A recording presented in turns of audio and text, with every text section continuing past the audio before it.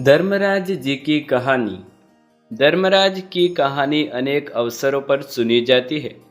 धर्मराज, दसवीं कार्तिक मास वैशाख पूर्णिमा आदि में धर्मराज की कहानी सुनने का महत्व है।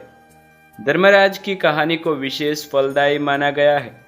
धर्मराज की कहानी सुनने से व्यक्ति के पाप नष्ट होते हैं और स्वर्ग की प्राप्ति होती है। तो आइए जानते हैं दोस्तों, धर्मराज जी की कहानी। प्राचीन समय की बात है। एक नगर में दो सेठानियां रहती थी। बड़ी सेठानी के घर में बहुत धन था, लेकिन वो कंजूस थी। छोटी सेठानी के घर में धन कम था, लेकिन वह मन से बहुत दयालु और मददगार थी। वो स्वयं को धर्म के कार्य में करने के और लोगों की मदद में लगाए रखना चाहती थी। वो रोज सवेरे गंगा स्नान करने के लिए जाती, तुलसी माता, बड़ पीपल सिंचती, भगवान के मंदिर जाकर पूजा करती और धर्मराज की कहानी सुनती। जबकि बड़ी सेठानी ये सब देखकर हंसती और कहती कि पता नहीं दिन भर क्या फालतू काम करती रहती है। ऐसा करते करते दिन बीतने लगे और सेठानियाँ वृद्ध होती गई। तब भगवान के घर से बुलावा आया। छोटी सेठानी को लेने के लिए धर्मराज जी अपना विमान भेजा, जबकि बड़ी सेठानी को दूत मारते हुए ले जाने लगी।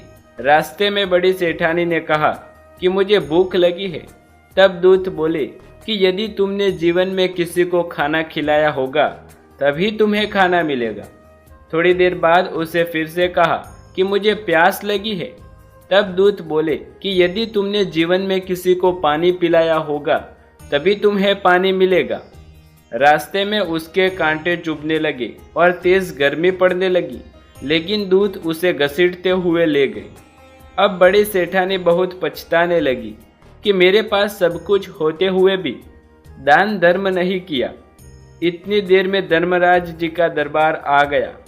वहां जाकर उन्होंने देखा कि छोटी सेठानी भगवान के पास सिंहासन पर बैठी है।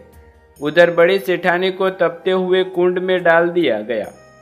तब बड़ी सेठानी बोली कि मुझे सवा पहर का समय दीजिए, मैं वापस आकर दंड भोग लूंगी। धर्मराज बोले ठीक है। बड़ी सेठानी के शरीर में वापस प्राण डाल दिए गए।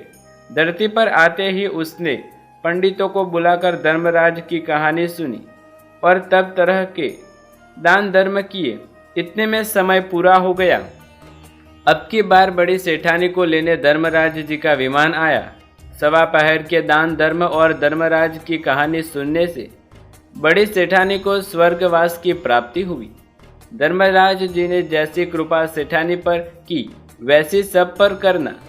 धर्मराज की कहानी सुनने वाले, कहने वाले, हुंकार भरने वाले और पूरे परिवार पर कृपा रखना। दोस्तों, आशा है कि आप सभी को धर्मराज जी की कहानी पसंद आई होगी।